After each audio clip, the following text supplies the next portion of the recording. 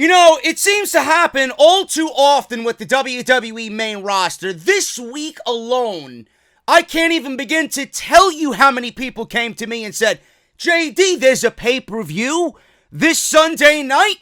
Believe it or not, folks, there is a pay-per-view on Sunday night, and I know everybody cannot wait for October and the debut of All Elite Wrestling on TNT, but we do have one more pay-per-view stop before we head into October.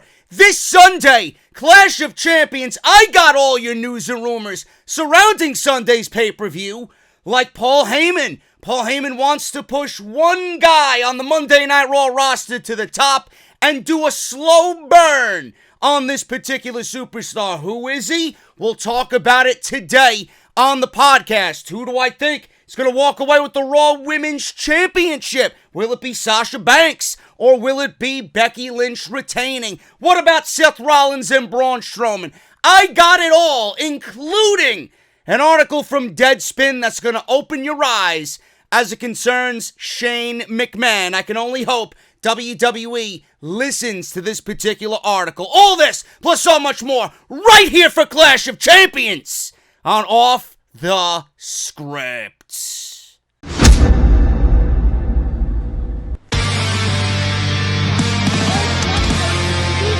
This is mine.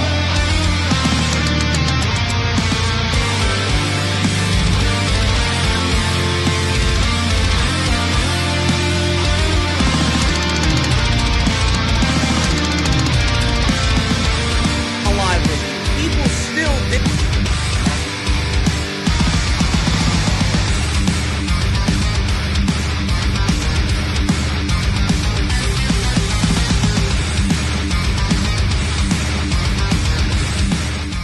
I love Miami, man. I love Miami. I was actually in Miami for my best friend's wedding 7 years ago. Had a great time.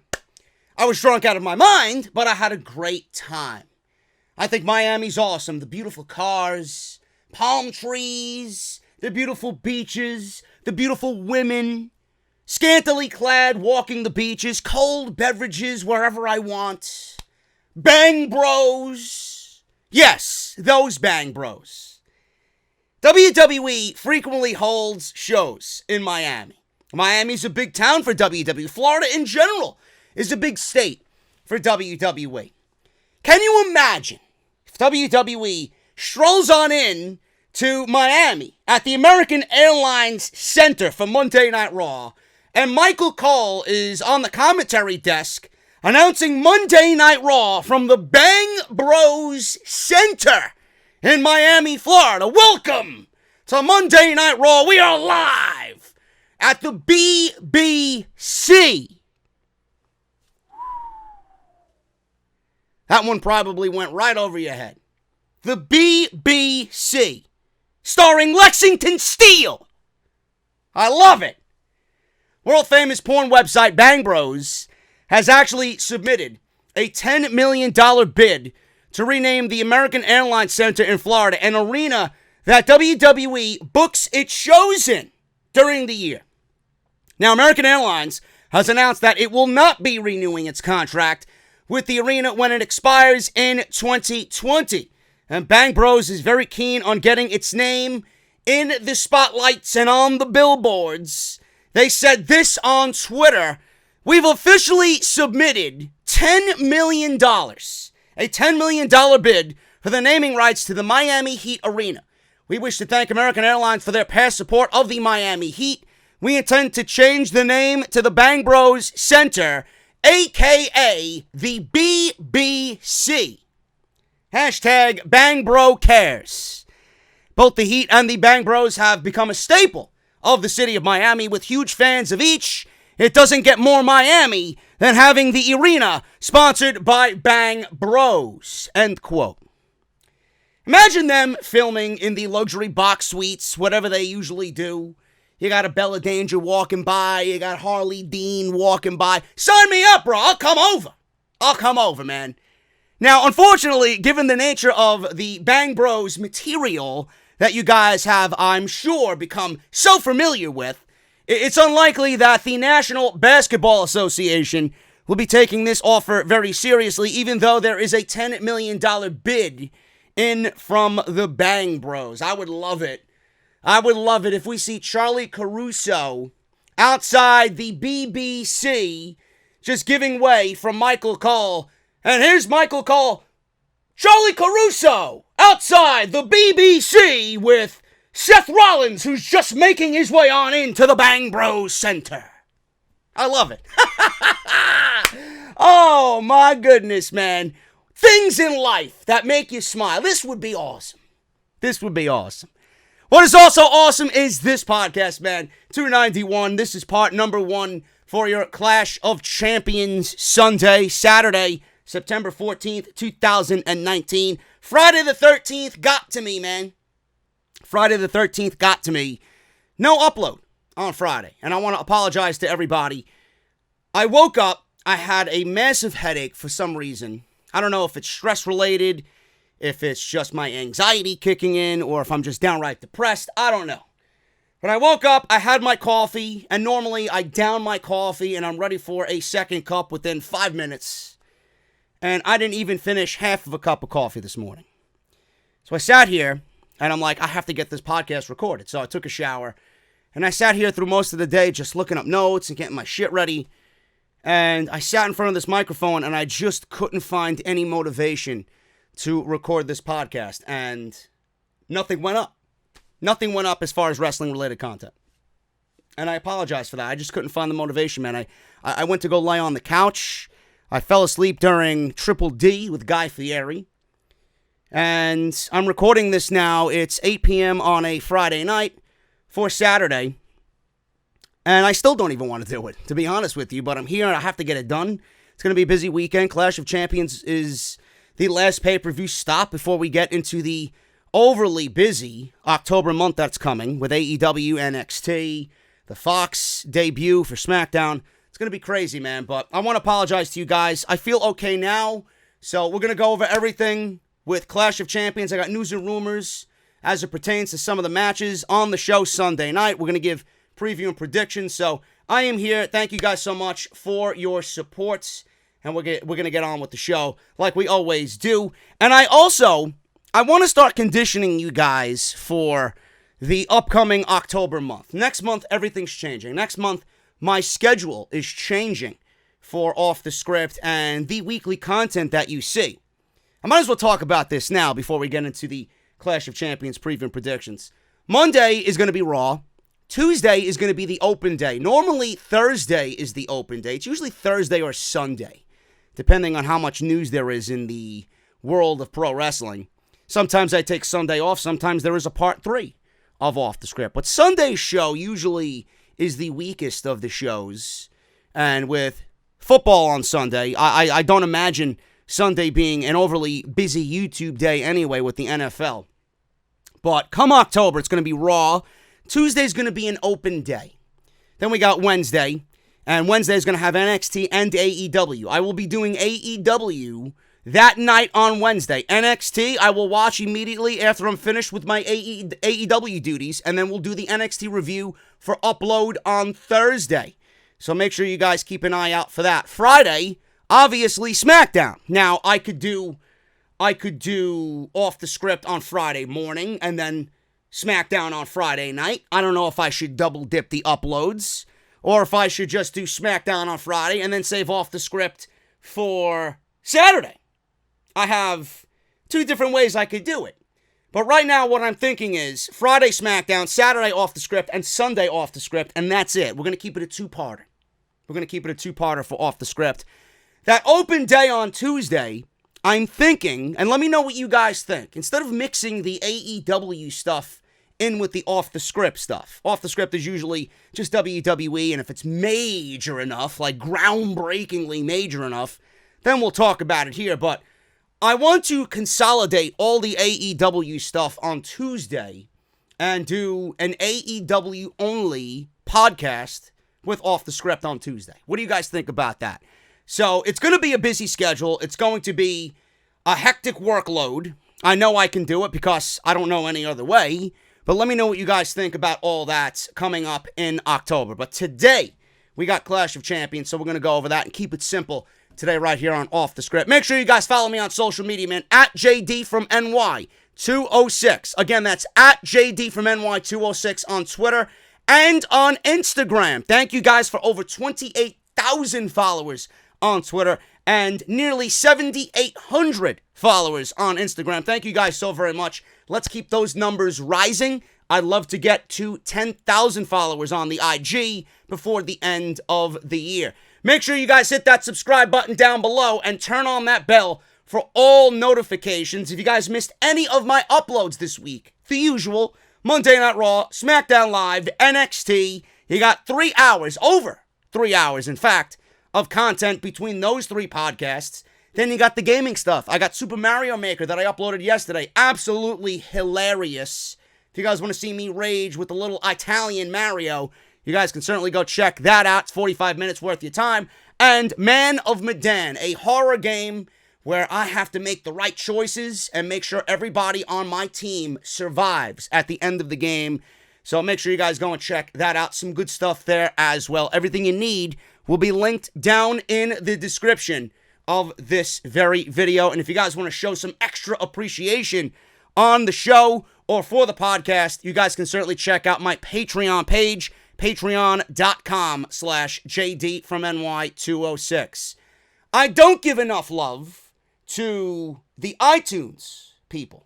I don't give enough love to you guys. I want to thank you guys as well. Podcast is also available in audio format if you guys don't want to sit here and watch me on YouTube every single week. I know a lot of you guys like the audio format. We are available on iTunes, Spotify, Podbean, Stitcher, and Google Play. So make sure you guys go and check out all those different formats. And if you're on iTunes, leave a 5-star review, man. Let me know what you guys think of the show. I would greatly, greatly appreciate it.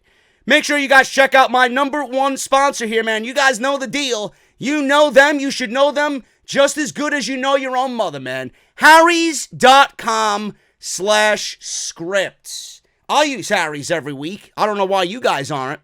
Humans have been shaving for over 5,000 years. Flint tools to shark teeth to the first copper razor. We always knew that a great shave comes down to the simple, the sharp, and durable blades. The ancient Greeks didn't need flex balls or heated handles, and neither do you. That's why Harry's doesn't add any gimmicks to feature in their razors. They focus on the qualities that actually matter for a close, comfortable shave, and they never upcharge you. Join the 10 million, including myself, who have tried Harry's, and claim your special offer today by going to harrys.com/scripts. Like I said, man, Harry's is a return to the essential quality, durable blades at a fair price, just $2 per blade. To keep prices low, they cut out the middleman. They own a world-class blade factory in Germany that's been making some of the best razors in the world for 99 years. Harry's is also a brand you can be proud of. 1% of sales are donated to organizations that provide access to mental health care for men. And there's no risk for trying them out at all. If you don't love your shave, let them know and they will give you a full refund. JD, this sounds great. What am I going to get when I use harrys.com/script? You're going to get a razor handle with a firm grip, 5-blade razor with a lubricating strip and a trimmer blade, rich lathering shave gel with aloe, folks. Can't forget the aloe to keep your skin hydrated, and a travel blade cover to keep your razor dry and easy on the go, folks. Go to harrys.com/script. Start shaving better today and let them know that JD from Off the Script sent you to get Harry's. harrys.com/script. The one thing I was looking forward to most on Sunday was basically nothing as far as WWE's championship matches go. The one thing I was looking forward to most was the finals of the King of the Ring. I don't really give a shit who's in the finals, per se. Baron Corbin's there, so my interest in it was kind of declining anyway. But Chad Gable was in the finals of the King of the Ring, and I do believe that they will give us a great match when we do get it on Monday. But leading up to the Clash of Champions pay-per-view, we were scheduled to get it on Sunday. And I understood it. I thought it was a cool concept. I'm like, well, it is a championship per se. Not really a championship, but it's the finals of the quote-unquote prestigious King of the Ring tournament. And I thought that fit well into the Clash of Champions theme as far as the entire theme of the pay-per-view. I'm like, wow, WWE actually put some thought into this. They really did a good job in the beginning of the tournament to build it up and really make it seem special with the matches really living up to what the tournament matches should be like. There were some great matches, man. Ali versus Buddy Murphy, Drew McIntyre versus Ricochet. We had Cedric Alexander give a great performance in the tournament. Andrade versus Chad Gable was awesome. Could have went a little bit longer, but it was awesome nonetheless. I thought it was awesome that it was going to end at the Clash of the Champions pay-per-view. Then we seen on Tuesday, when Elias was scheduled to go one-on-one with Chad Gable, everybody thought this was a big ruse by WWE. Everybody thought it was a big troll. Oh, here we go. WWE faking an injury by Elias to get Shane McMahon in the tournament, and he just moseys on in to the semifinals of the King of the Ring tournament without doing anything. He legitimately did not lift a finger in this tournament. And by that aspect alone, you might think otherwise. I think differently. The tournament, or a tournament, is the most simplest things to book. You have a winner and you have a loser. The loser goes home, the winner advances. You don't need to convolute everything by making it a draw and then leading to a triple threat match with those who went to a draw or a double count out or whatever. Same thing with Chad Gable here. Elias got hurt. Elias and Chad Gable were supposed to have a match. That means Chad Gable gets a bye in the King of the Ring tournaments. You know, I don't know if you guys are old enough. Some of you might be. In 1993, we had, I believe, Doink and Mr. Perfect go 3 matches in a qualifying match, and that's how Mr. Perfect got into the King of the Ring tournament. Just by that alone, you can tell how prestigious that tournament was going to be. I didn't get none of that here. I didn't get a sense of that at all throughout the entirety of this tournament. Then we had, in the tournament itself, Tatanka versus Lex Luger. Probably one of the greatest King of the Ring matches one of those matches in 1993. Unbelievable match. Tatanka and Lex Luger went to a 15-minute draw. I loved everything about that match, from the intensity to the just sense of urgency from everybody. Luger played it off like he was better than Tatanka for the entire match. And then you seen the sense of urgency on Tatanka trying to get that pinfall. And then Luger was like, oh shit, the clock is winding down. I got to do something here. And right before the match even started, Luger was wasting time anyway. Luger was so confident that he was going to win that he was wasting time. He was so pissed. The referees put a black elbow pad on because he had that bionic elbow that he was knocking everybody out with. So he couldn't use his bionic elbow in that match. He had to find another way to win that match with Tatanka. They went to a 15-minute draw. 15-minute time limit. Bam Bam Bigelow had beaten Hacksaw Jim Duggan in the first round earlier in the evening. He advanced. So due to the time limit draw with Tatanka and Lex Luger, Bam Bam Bigelow went right to the finals. He was, as Bobby the Brain Heenan said, fresh as a daisy. He was in the finals, and Bret Hart had to fight Razor Ramon and Mr. Perfect in the same night. And then he had Bam Bam Bigelow waiting for him in the finals, who pretty much disposed of Hacksaw Jim Duggan in about 5 minutes.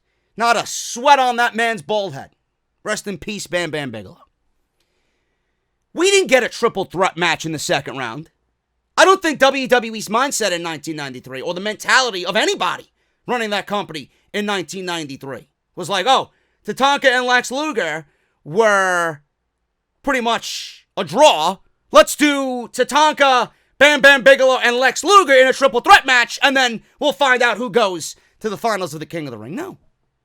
They didn't do it that way. They could have given Tatanka and Lex Luger an extra 5 minutes to determine a winner. They didn't do it. A draw is a draw. Someone is not able to advance. The winner on the other side gets a bye. He gets right into the tournament. WWE convoluted everything. It keeps the tournament's integrity intact. What do you do to the overall integrity of the tournament when you add Shane McMahon, who is the son of the CEO, and he walks right on in to the semifinals with basically no work? Nothing. He didn't do anything. All because he's buddies with Elias? All because he's the CEO's son? What does that mean for Cedric Alexander, who had to bust his ass to get into the fucking tournament? What about Drew McIntyre and Ricochet and Samoa Joe and Buddy Murphy and Ali? And everybody else that took part in the tournament? You shit on everybody's body of work by allowing Shane McMahon in the tournament. I don't get you. I don't get you at all. So Gable should have went into the finals without any work at all on Tuesday night. Now, it wasn't a complete waste. He did in some way get over, but it was a circus on Tuesday night. So Elias, is he legitimately hurt, or is this all bullshit? Well, according to PW Insider and John Pollock, we got Elias being injured, and though the injury was not clarified exactly how severe or what it is, he did note, did John Pollock of Post Wrestling, that Elias, quote-unquote, broke something. This is not the kind term to use when it comes to an injury, especially an ankle. So, Shane McMahon facing Chad Gable on SmackDown Live this week because Elias was out of action with a broken ankle. So PW Insider did confirm it was a broken ankle. Who put Shane McMahon in the tournament? Came from the top, folks. Who do you think it was? I'll give you one guess. That's such good shit. Vince McMahon. He put Shane McMahon in the tournament. So that was it. It was a Vince McMahon call. So why did WWE take the King of the Ring tournament final off the Clash of Champions pay-per-view?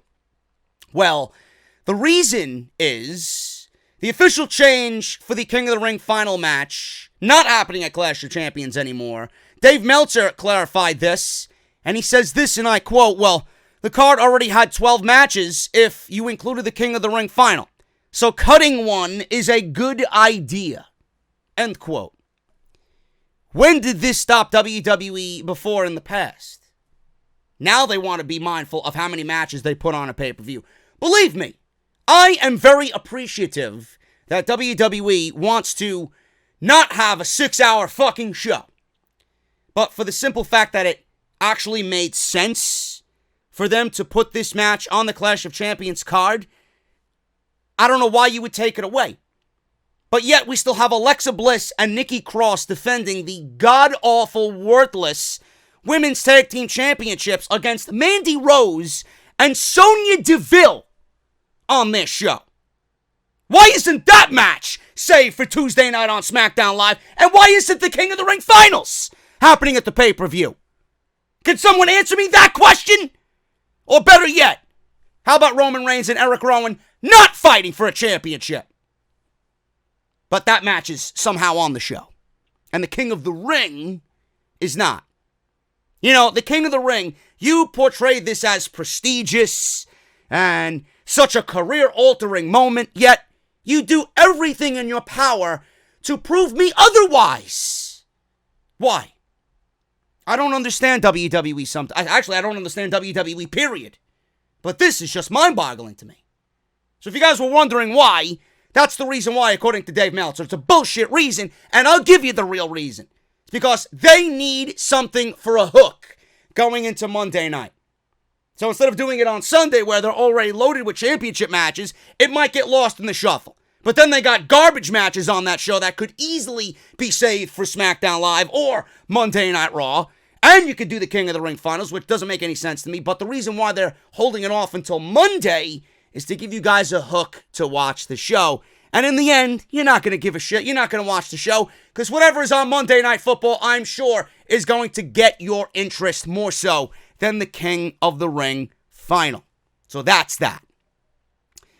Clash of Champions, being that we got that out of the way, that was in the news, I wanted to talk about that. Let's talk about Clash of Champions, man. We'll start with AJ Styles and Cedric Alexander for the United States Championship. How did this match come to be? Came to be in 1 week, folks.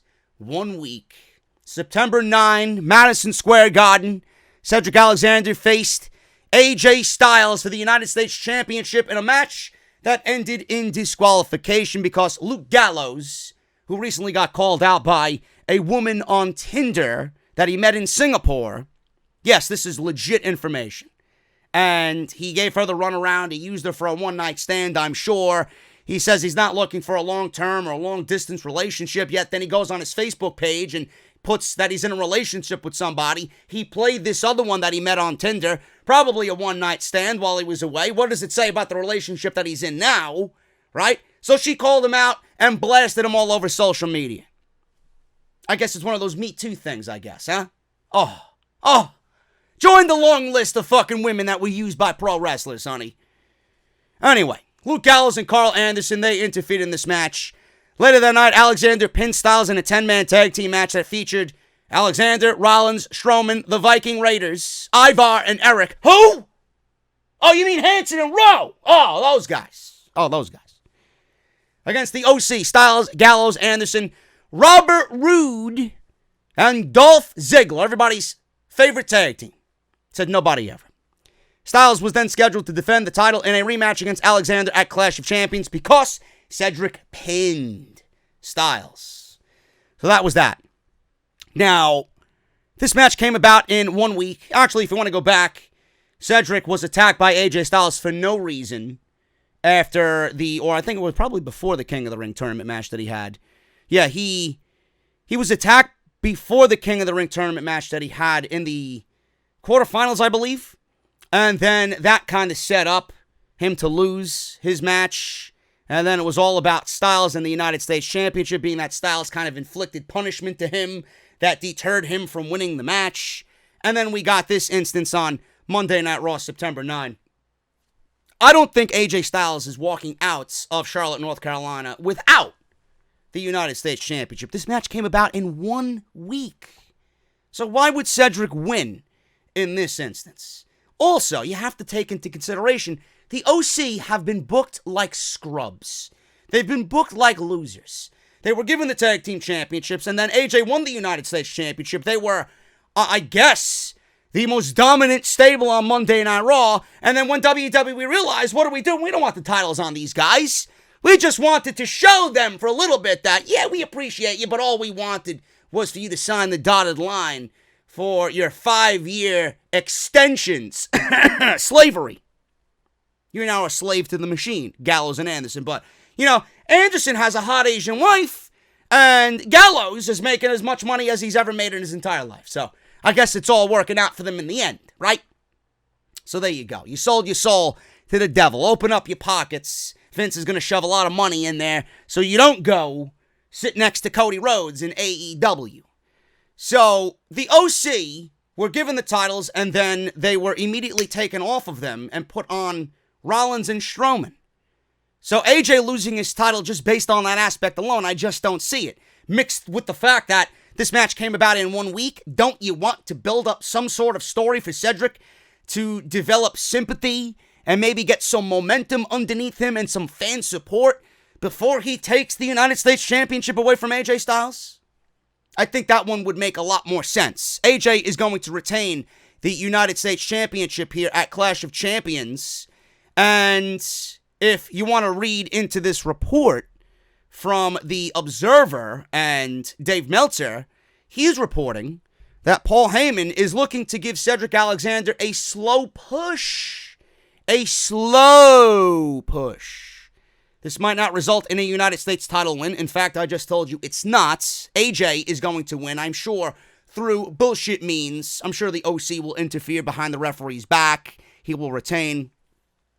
But it's said that the plan is for Cedric to eventually be one of the future pieces and a top man on the Monday Night Raw roster moving forward. So it'll be interesting to see if Cedric gets any kind of push, and if he does, if it sustains its momentum. I love that Paul Heyman is behind Cedric Alexander. I've been behind Cedric Alexander since the very first time we seen him in the WWE, in the Cruiserweight Classic, when he lost to, or I think, did he? I don't even remember. He was in the match with Kota Ibushi. I think he lost to Kota Ibushi. And Triple H came out, and everybody at Full Sail was chanting, please sign Cedric, please sign Cedric. Triple H came out and was like, yep, I heard you guys. Let's go back and sign the contract. I was a fan of him since then.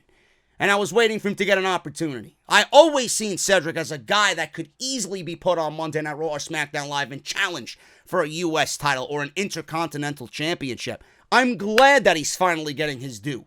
I'm glad. And all it took was Paul Heyman. This is the most important aspect of Paul Heyman becoming an executive director. He sees talent. He's seen talent. And when he got put in a position of a little power, he told Vince, I want to push this guy. This guy has got it. Let's do it. Hopefully Vince lets Paul Heyman do what he needs to do. I doubt it. You know, it's nice to see now, but hopefully it maintains.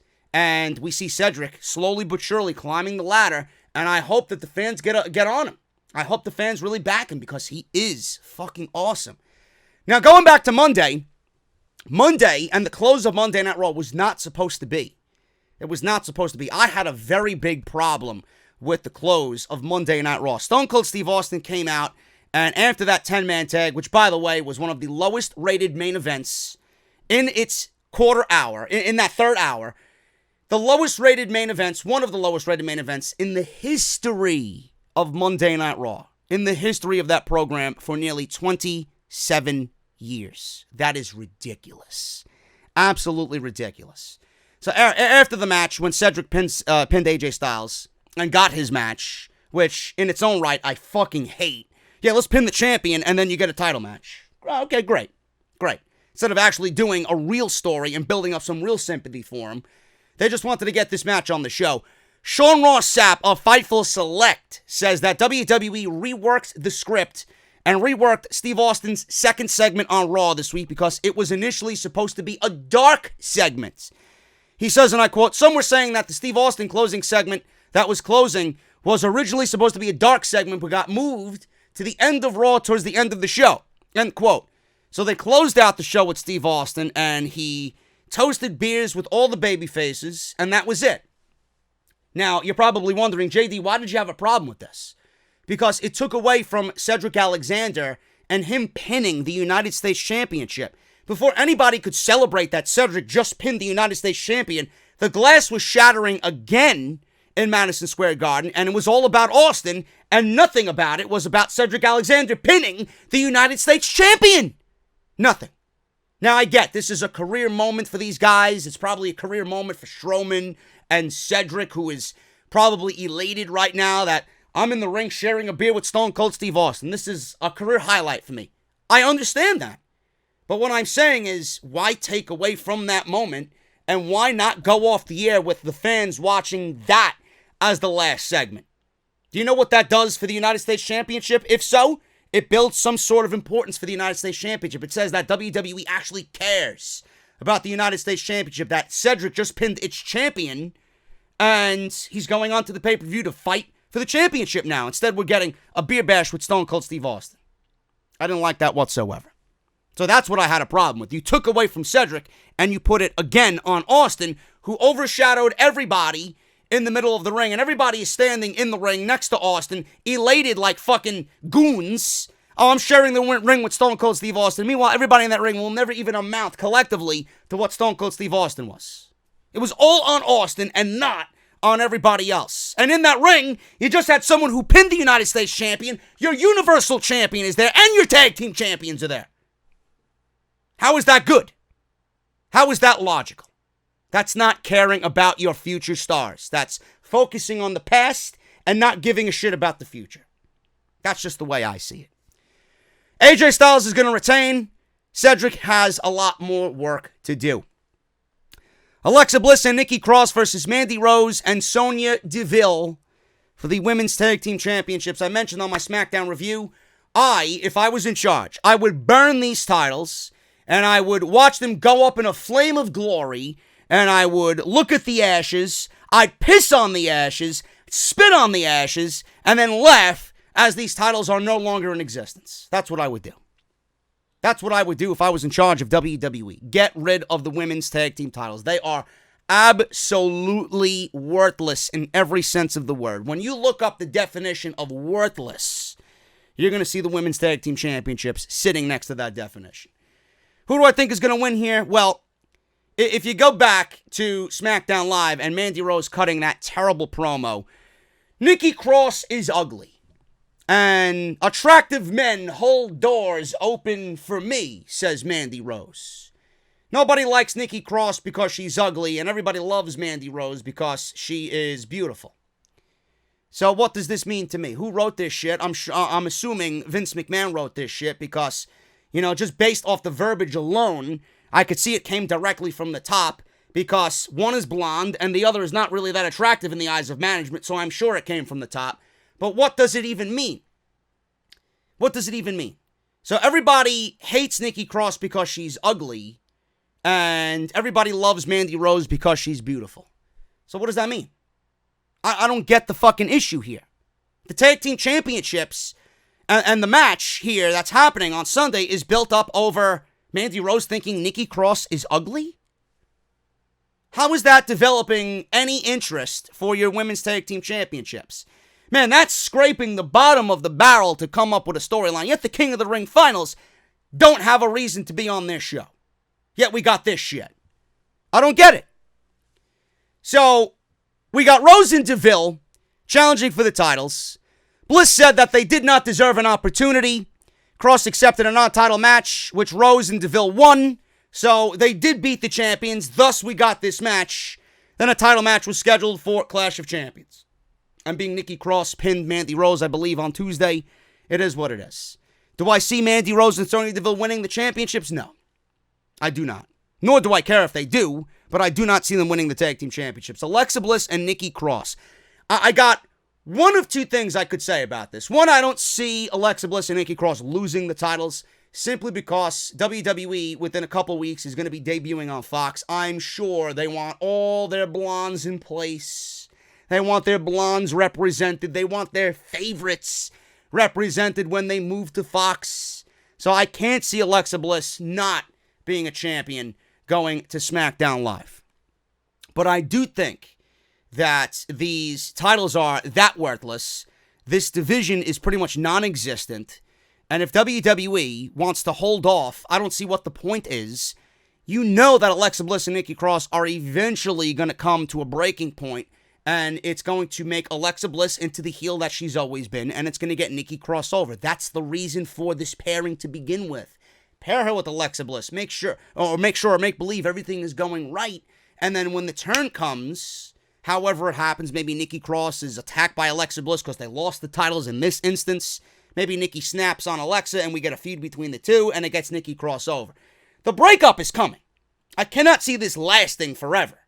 So that's the only reason why I think they could lose, but I don't think they're going to lose because WWE wants to push their blondes, their favorite blonde, I should say, into SmackDown Live as one half of the women's tag team champions. I'm going with Alexa Bliss and Nikki Cross. Roman Reigns and Eric Rowan, a no DQ match. This one is not for any championship, so don't know why this is happening on a show that is titled Clash of Champions. There's no championship here. Maybe they're fighting over championship of catering, because after this match, I could see Rowan going right back to catering. I heard he is the grand champion of eating, or speed eating, Titus's homemade mashed potatoes. So I could see him going right back to catering after this match. I don't know what could be for Eric Rowan after this. Hopefully there's more to this, but I doubt it, because even Vince McMahon doesn't know what is going on with this storyline. This could very well be the blow-off for everything. I don't know. So this all started with Roman Reigns getting ready to announce his SummerSlam opponents. That was on July 30th, Monday Night Raw, or SmackDown Live, rather. Not Monday Night. Who gives a shit? Really, Raw, SmackDown, it's all one and the same. So we got the Roman Reigns, Raggy, Scooby-Doo incident on SmackDown Live. And the lighting and the staging equipment and the production boxes all fell on top of Roman Reigns. So the attacker was originally thought to be Samoa Joe. Then Samoa Joe tried to confront Roman Reigns in the parking lot. Then a car tried to run over Roman Reigns as he was getting out of his rental.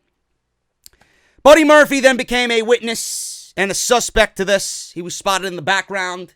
Not sure if he was actually there. He might have been walking around oblivious to what was going on. So everybody noticed that Buddy Murphy was in the shot.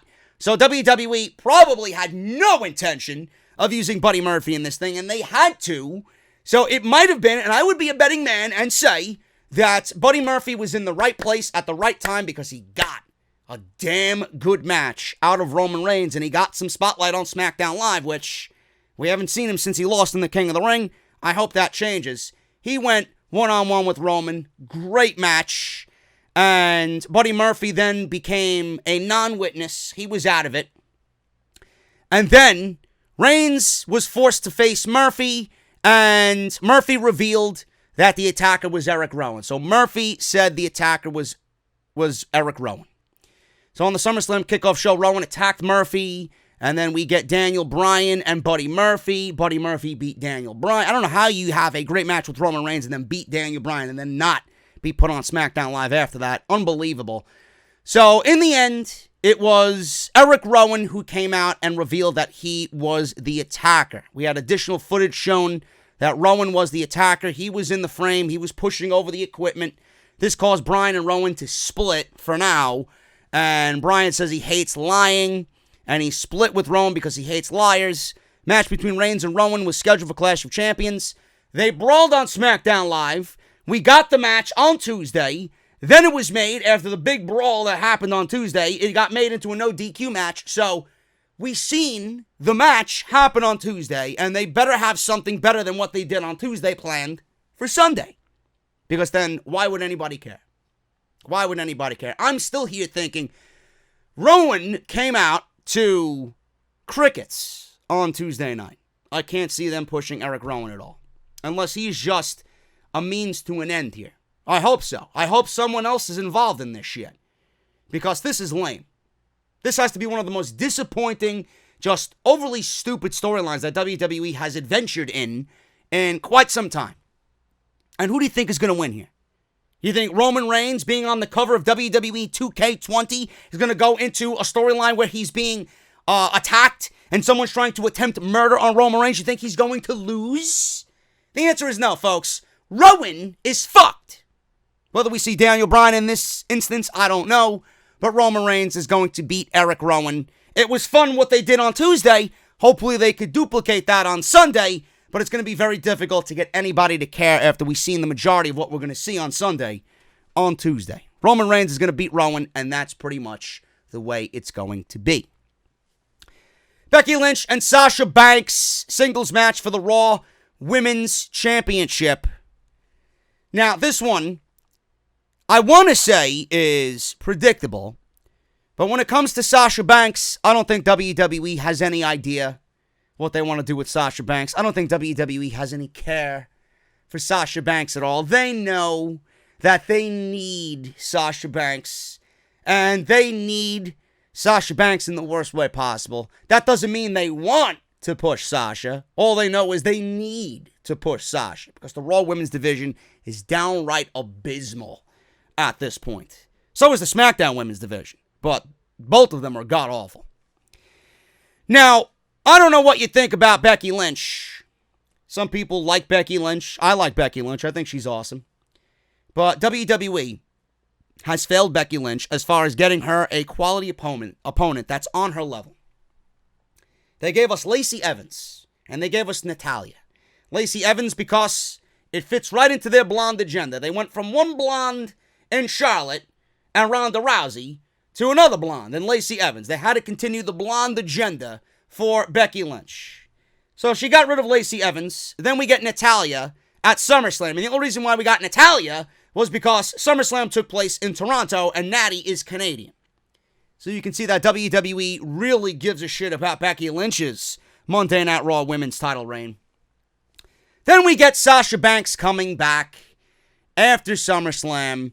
And Natalya was in a sling. Her arm was in a sling, selling the injury and the disarm her from Becky Lynch. At SummerSlam, Sasha Banks has not been seen since WrestleMania 35. You know why. You know why. So Banks tried to console Natalya, then attacked her. She turned quote-unquote heel. I don't think Sasha Banks is a heel, folks. Sasha Banks has a little bit more edge, but she's not a heel. Lynch then came to Natalya's aid, and Sasha Banks blasted Becky Lynch with a steel chair. Banks then later challenged Lynch for a title match at Clash of Champions. Becky Lynch said, "That's all you had to do. All you had to do was ask, and I would have given you the Raw Women's Championship." So here we are. Is WWE going to go with the two-woman power trip here in WWE on Raw and on SmackDown? I don't know any other way they could book this. I am right now in the boat of Becky Lynch losing the championship and chasing, because I think it would give her a little bit more of that momentum that she had, that WWE flushed down the fucking toilet. How could you have Sasha Banks go into this thing, her first match, championship match, I should say, her first championship match back, and lose? Unless you have some master plan here that's going to keep the title on Becky Lynch while maintaining Sasha looking strong, I don't know what that could be. I don't think Ronda's coming back. She's fucking damn near split her finger off. I don't think Ronda's coming back at all. Right now, anyway. Ronda will be back, but not right now. Unless you do Shayna Baszler, I don't know. I don't know what you do. And I don't see NXT losing Shayna Baszler in the midst of a war with AEW. So what do you got to do here? What are you going to do? Sasha needs to win the championship. There's no way you're booking this woman to come back and get this match on this show, which I don't even think this should be the match. I really don't. I think this is happening way too fast. And now WWE has pretty much booked themselves in a corner.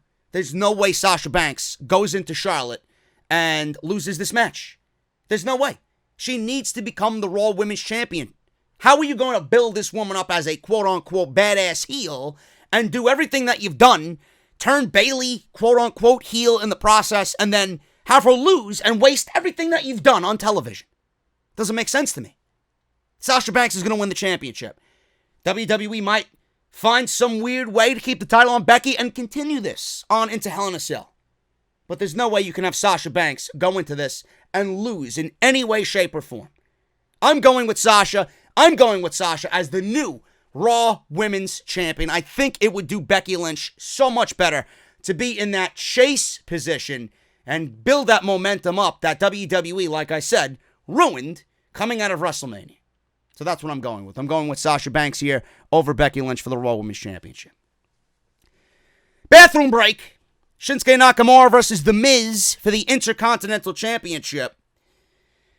The one thing I can honestly say about The Miz is that he is one of the most boring characters that is presented on weekly WWE television. He is nothing more than a walking billboard.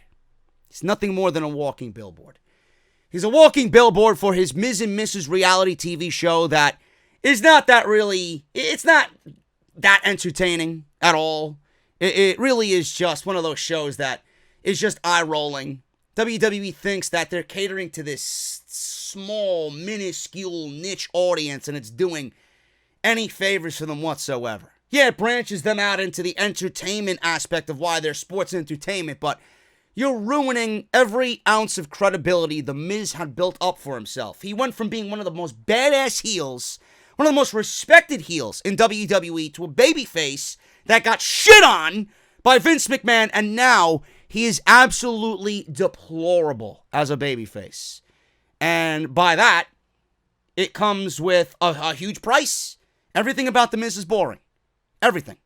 Right down to the way he acts, to the way he speaks, to his in-ring work. It is downright miserable. His offense is some of the worst in wrestling today. And he's going up against Shinsuke Nakamura.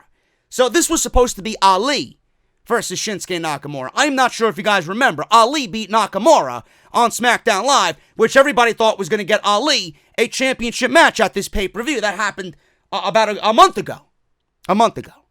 So we had that Smackville show. Nakamura and Ali happened on that as well. And then the following Tuesday, Ali got his win back because Nakamura beat him at Smackville. So then we got The Miz. And we got this new pairing of Sami Zayn and Shinsuke Nakamura. Now, I mentioned this on Tuesday. You have Sami Zayn come out on Tuesday to interrupt The Undertaker. He gets chokeslammed into oblivion, and he has nothing to do with Nakamura on that show. WWE has Nakamura come out during the Miz versus Andrade match on SmackDown And Nakamura is sitting at the commentary table with the SmackDown commentary team, and he's speaking in Japanese. He's not selling the match. He's not getting you excited about the match. He's not doing anything as far as generating interest for the Intercontinental Championship match on Sunday night. He's speaking Japanese. Now, wouldn't it have made more sense if Sami Zayn was out there with him, speaking English and getting the match over on Sunday night so that we give somewhat of a shit on Sunday? WWE didn't do that. Which made me think after the fact, is WWE already souring on this Nakamura-Sami Zayn pairing? Will we even see Sami Zayn come out with Nakamura on Sunday night? Because it didn't make any sense why he wouldn't be there. I hope to God that's not the case, because that would be yet another instance in this Intercontinental Championship where plans just changed at the drop of a dime with no explanation. Now, who's going to win here? WWE could be very petty. I know they put The Miz in this thing and replaced Ali with The Miz because Chris Jericho won the AEW World Championship. WWE wants to kind of shit and be petty towards AEW. They want to shit on AEW and Jericho. Won The Miz, winning the Intercontinental Championship, put him ahead of Chris Jericho in the record books as the one man who held the Intercontinental Championship the most times in WWE history. Could WWE do that on Sunday night? Yes, they could. I could very well see them doing that. But there's one little caveat that people are forgetting here, folks. There's one little caveat here. Shinsuke Nakamura is a SmackDown superstar. The Intercontinental Championship belongs to SmackDown Live. The Miz is not a SmackDown Live superstar. The Miz is actually a Raw superstar. So, The Miz can't win this match unless WWE just does not give a shit whatsoever. And WWE has plans to move the Intercontinental Championship to The Miz and put him on SmackDown Live via the next draft, which I don't think WWE even has announced yet. So why would they do that without a proper announcement? Maybe they announce it on Sunday night. I don't know. But the one little caveat here is, The Miz is a Raw superstar. Monday Night Raw already has a mid-card title. You can't have The Miz win here, take the Intercontinental Championship to Monday Night Raw when Raw already has the United States Championship. What sense does that make? You can't do that. And I hope to God WWE knows that The Miz is a Raw superstar. I think they're so blinded by pettiness that they want The Miz to win the title to shit on Jericho and erase him from the top spot in their record books. And they don't realize that The Miz is a Raw superstar. I'm going with Nakamura. I'm going with Sami Zayn helping Nakamura win. So we'll see what happens. Then maybe WWE can do the right thing and have things make sense. And then they move The Miz back to SmackDown Live, and then he can win the Intercontinental Championship from Shinsuke Nakamura. Because wouldn't it make more sense for The Miz to get drafted in the draft to SmackDown Live, promote his show in front of a much larger audience? I think that's the right idea to make. So don't do it now. Have Nakamura win here. Save the fucking titles and keep them on their own shows. And don't convolute anything. If you want the outcome to be what you want, wait! They're not doing anything going into Hell in a Cell. So just wait and have it make much more sense and move The Miz over to SmackDown Live via the draft.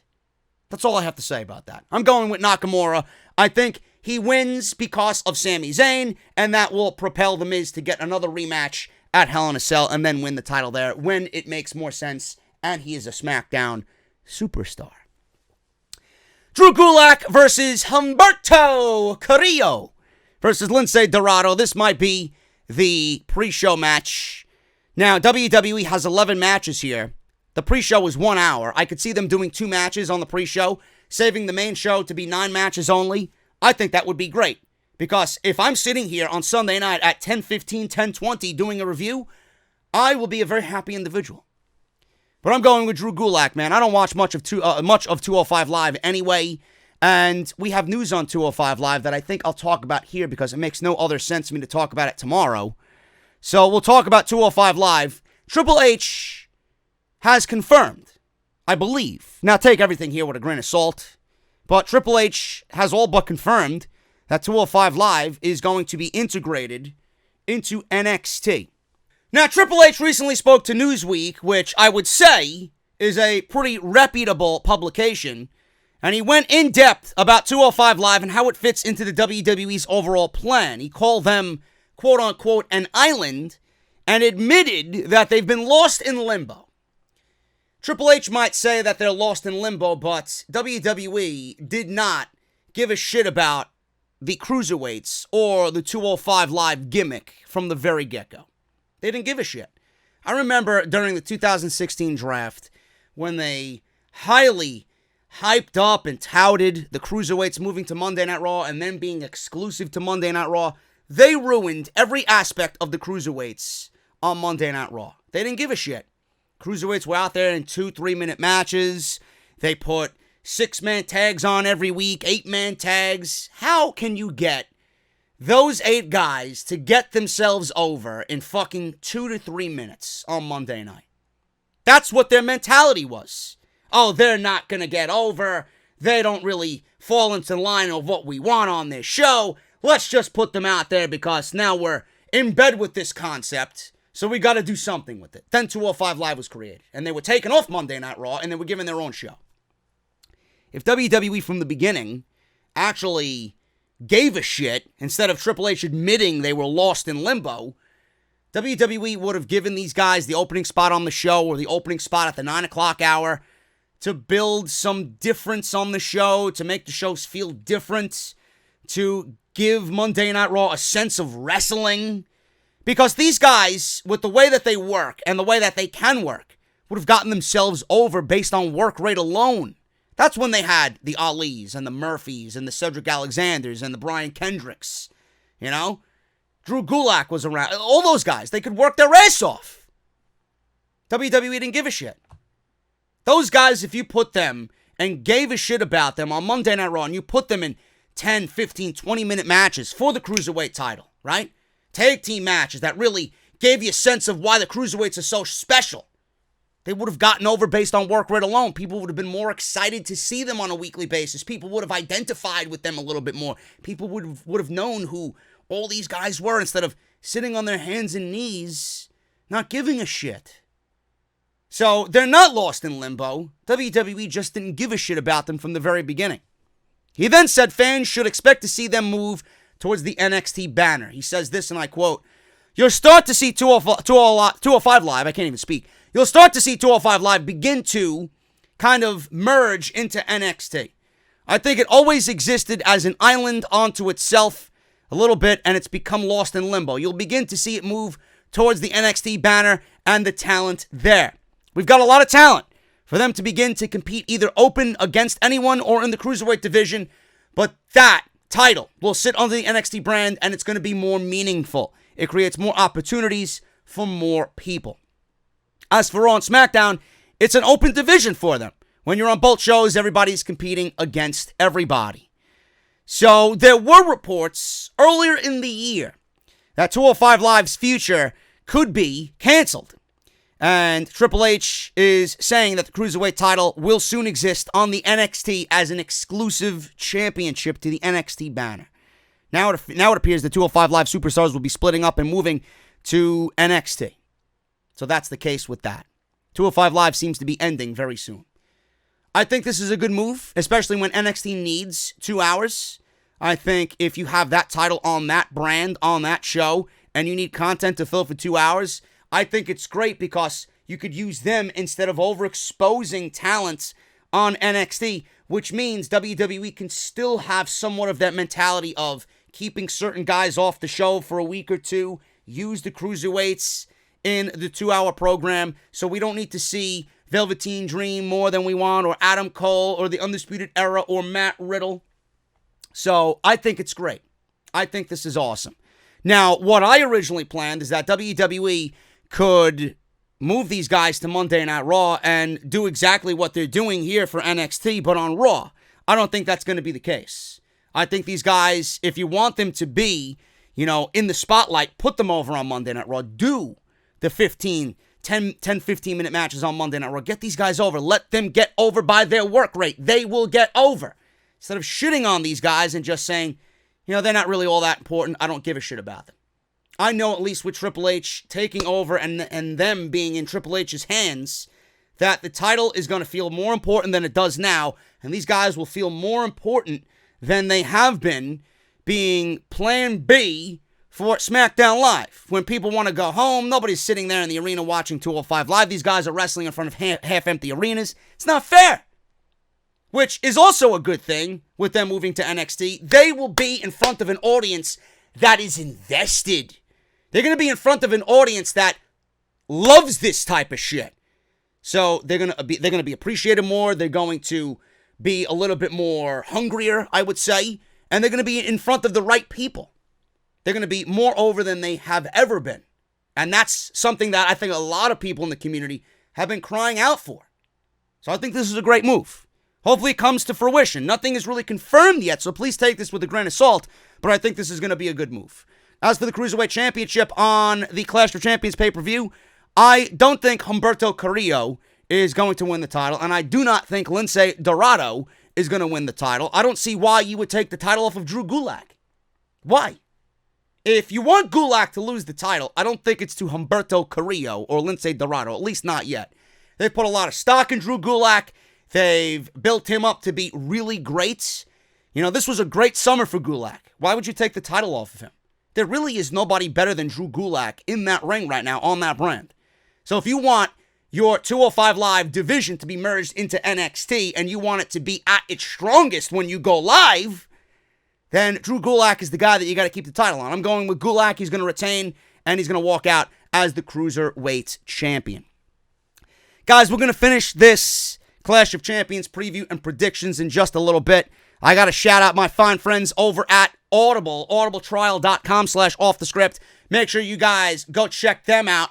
They're giving you guys 30 days free of their service, and that includes one free audiobook of your choice. So how great is that, man? You're listening to me talk about Clash of Champions.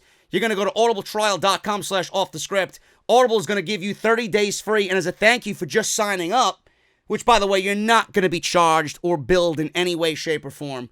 Audible, as a thank you, is going to give you one free audiobook of your choice. How great is that, man? Support the podcast, support Off the Script, support Audible, audibletrial.com/offthescript.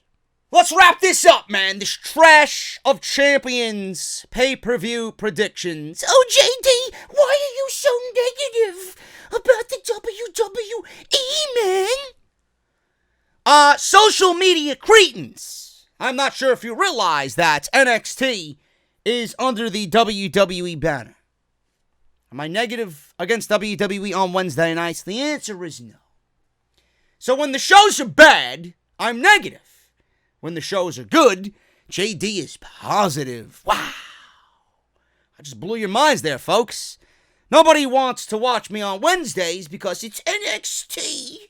It's nothing but vanilla midgets. But meanwhile, it's the best product that WWE puts out. Either way.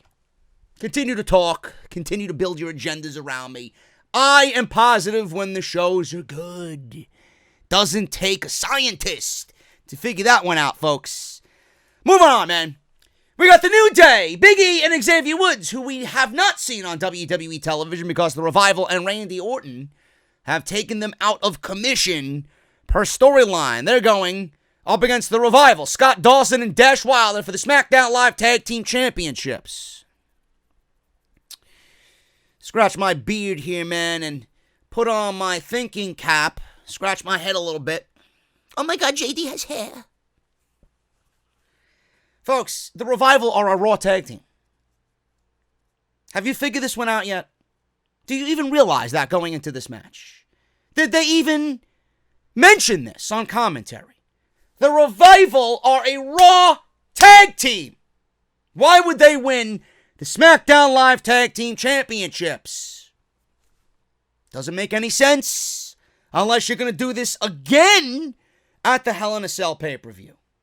I want to see how WWE fucks all of this up and goes and gives the Revival the SmackDown Live Tag Team Championships, or the Miz the Intercontinental Championship, and they're Raw superstars. It can't be. You can't have your cake and eat it too. Is that the saying?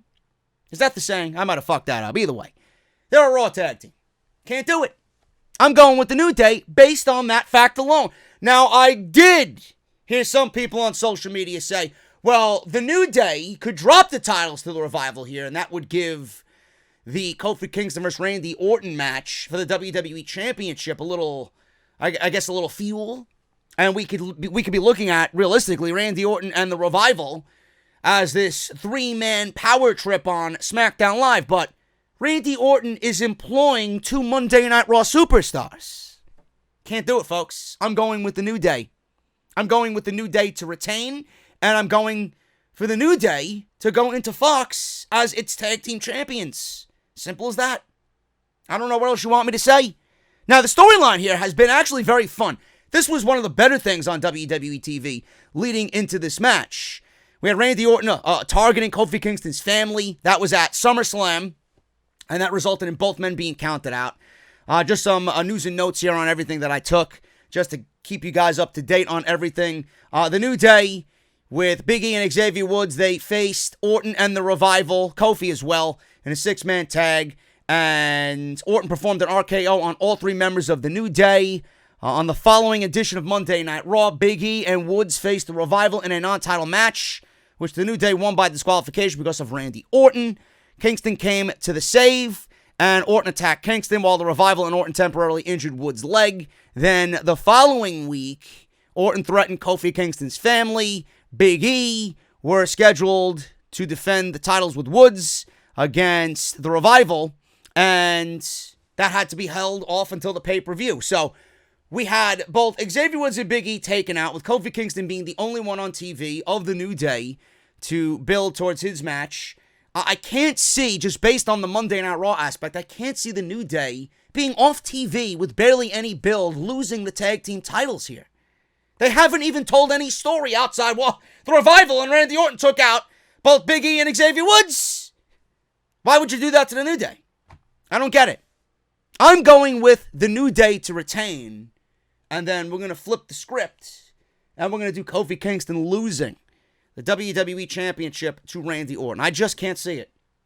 I cannot see WWE moving to Fox, where things are very sports-centric, where they're very serious, where they want to build WWE as a credible sports brand, to be on their station with the MLB playoffs coming up and NFL football on Sunday and whatever else they got going on Fox. I can't envision Fox backing a company with a sports direction and their WWE champion on the brand is flipping pancakes into the crowd. I can't see it. I can't see it. The one thing I want more out of this show than anything is for Randy Orton to win the WWE Championship. Not because I want Randy Orton as the WWE Champion. I could pick 5 other guys I would have as WWE Champion over Randy Orton. But Randy Orton is the only one built up on this show in any credible fashion to take the title off of Kofi Kingston. There's no other heel. Daniel Bryan was that heel. I don't even know what he is anymore. Who is another heel in the league of WWE champion? Nobody. They haven't built up anybody. So why would you think that Randy Orton is not the guy? Who else do they have? Shane McMahon? God forbid. Can you imagine that? Unbelievable. I'm going with Randy Orton to take the title. Unless WWE wants to, I guess, build towards Hell in a Cell and put these guys inside Hell in a Cell. I'm over it. I am over it. I am completely over it. Randy Orton's going to win the WWE Championship. Vince wants a notable name. He wants a face. He wants a household name as the WWE Champion as they debut on national television. Everybody's going to be watching SmackDown Live, at least for the first episode. Do you want, let's flip the pancakes into the crowd and dance around like a fucking goon wearing a unicorn horn on your head? No, you don't want that. You want your WWE Champion to be showing up on SmackDown Live with fucking pancakes shoved in his title? Come on, man. I'm going with Randy Orton. He's going to be the new WWE champion. On the flip side, I think the New Day is going to retain the tag team championships because the Revival are a Raw tag team. Think. So there you go with that. Bayley versus Charlotte Flair for the SmackDown Live Women's Championship. I don't really give a shit about this at all. Charlotte Flair beat Trish Stratus at SummerSlam. She issued a challenge to Bayley during a moment of bliss on August 20th. And then Bayley accepted the challenge at Clash of Champions. That's all we got. That's all we got, folks. Meanwhile, Bayley has beaten Ember Moon at SummerSlam. Bayley beat Ember Moon again on SmackDown Live Tuesday. Charlotte is going to be in her hometown. And normally WWE shits on everybody who is performing in their hometown. They usually end up giving them a loss. Can you see WWE's buxom blonde, the big-breasted, long-legged blonde Charlotte Flair going into Charlotte, North Carolina, her hometown, with her daddy in the crowd? If he's going to be in the crowd, being that he's suing WWE for Becky Lynch's "the man" catchphrase. But do you see Charlotte really losing this match? Any other person in their hometown, I'd say, you know what, WWE is going to be petty and they're going to have them lose. I don't see them losing Charlotte Flair. I don't. I just don't see it. And, you know, WWE really wants to brag about 10, right? Charlotte gave the 10 hand gesture on SmackDown Live. You're not going to throw that around on television blatantly in front of everybody and then not live up to it. Bayley has been a failure of a champion. What has Bayley done? Bayley and her reason for the SmackDown Championship reign that she has was to keep it warm for Charlotte Flair. Charlotte was out because Andrade had family issues. Thoughts are with him during that time. So she was with him. His mother and his aunt passed away in the same week. Then she went to go get one of many surgeries, I'm assuming. And now she's back. Now she's ready to go. She got her batteries charged. She's got that fresh oil painting, right? She got a nice coat of oil on her. She's good to go. She's good to go. I'm going with Charlotte to win the SmackDown Live Women's Championship because, again, even though Bayley has done nothing with it, and Bayley, I think in some people's eyes, hasn't had much of a reign, why would you take it off of her? WWE wants everybody in place for the SmackDown debut on Fox. You're going to go into Fox without Charlotte Flair as your SmackDown Live Women's Champion? I don't think that's even a thought in their minds. I'm going with Charlotte just based off what we see with WWE's agendas and the blonde agenda and Fox. Bayley doesn't stand a chance. Like I said, if this was anybody else in their hometown, I would automatically deem them a loser. Not Charlotte Flair. They're not going to have Charlotte go into Charlotte, North Carolina. And the whole reason why they turned Bayley heel was because they knew Charlotte was going to get cheered. So people, I'm assuming, are expecting a Charlotte win just based off the crowd reaction alone. So I'm going with Charlotte Flair to become the 10-time Women's Champion. And by the way, folks, I need to reiterate this again for the idiots on social media. The amount of title reigns that you have doesn't mean you're the greatest champion of all time. That means you've lost it 9 other times before that. It's what you do in the reign that makes it memorable, not the amount of reigns that you have. Get it through your skulls. WWE has conditioned you so badly to think, oh, well, Charlotte's going to be a 10-time champion. She's got to be the greatest of all time. No. How many of those title reigns has Charlotte had that was memorable? 0. Moving on here, man. We got the champ, Seth Rollins and Braun Strowman versus Robert Roode and Dolph Ziggler for the Monday Night Raw Tag Team Championships. I honestly, first of all, this match is happening first. Seth and Braun are defending these titles. They're going to open the show with these tag team titles. Because that would make sense, being that they are the main event of this pay-per-view. Why would you have this happen in the middle of the show and then they have to come right back out in an hour to defend the titles? You might as well have it at 7 o'clock, give them some rest, and then go and wrestle double duty, which I didn't understand to begin with. You have a whole division of tag team championships. And the funny thing is, Meltzer said, well, WWE wants there to be a notable tag team title match on the show. They can't put Heavy Machinery on the show. They wouldn't deem that worthy enough to be a pay-per-view tag team title match, or the War Raiders or anybody else in the division. Heavy Machinery just challenged Daniel Bryan and Eric Rowan a couple of months back for the SmackDown Live Tag Team Championships. Now they're not ready, or they're not worthy or big enough to defend or vie for the Tag Team Championships on Clash of Champions? The fuck is wrong with you? Seriously. What makes the Women's Tag Team Championships more valuable? What gives Mandy Rose and Sonya Deville precedent over a Heavy Machinery or a War Raiders in their own division? How many matches on this show do you legitimately give a shit about? Yet, we're here saying that Heavy Machinery doesn't belong, or WWE doesn't see Heavy Machinery or the War Raiders as a tag team that could vie for tag team championships on pay-per-view. Why the fuck did you call them up then? Why did you call them up? What the fuck are they even there for? So yeah, let's give the titles to Seth Rollins and Braun Strowman and fuck over everybody else in the division that's actually a legit tag team. These guys are two of the most boring characters on television, and they're wrestling twice in one night. Not really what I want out of this pay-per-view. Of all the people on this show, Seth Rollins and Braun Strowman are wrestling twice. That is just ridiculous.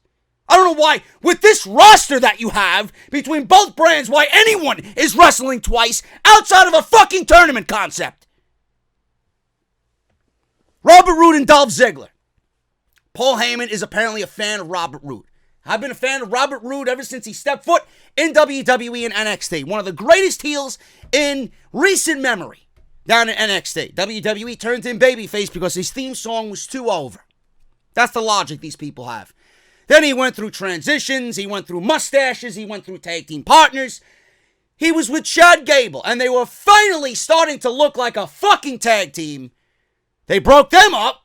They didn't do anything with Roode or Gable. Now Robert Roode's back in a tag team with Dolph Ziggler, who every time he loses, he magically gets a title shot just bestowed to him. If Dolph Ziggler has done anything this year, it's lose and get title shots.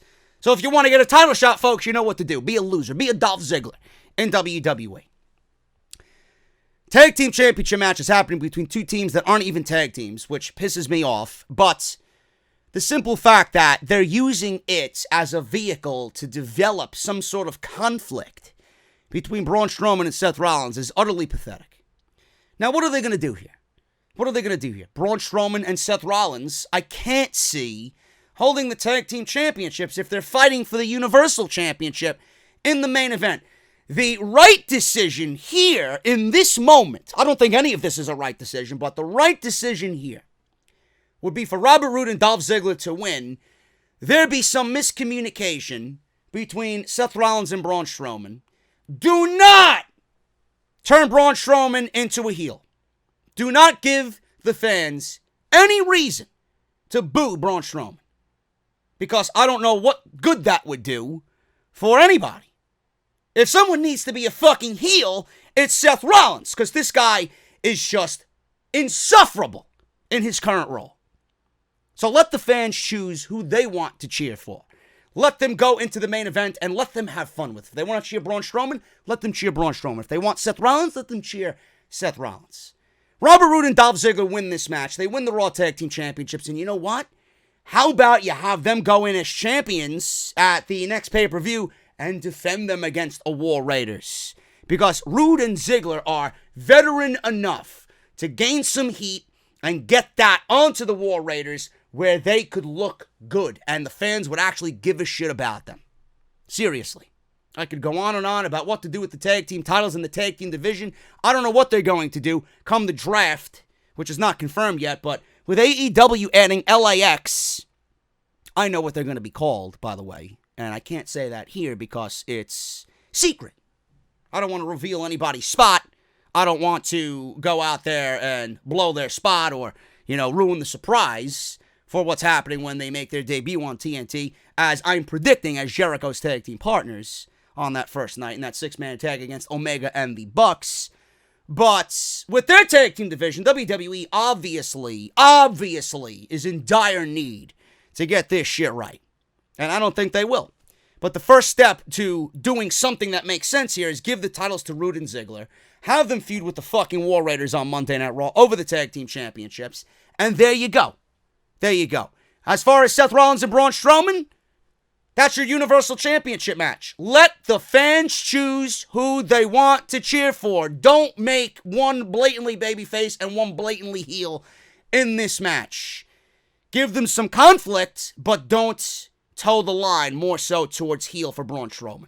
Because I don't think that's going to do him any good. And he's a Paul Heyman guy, so Paul Heyman wants to push him anyway.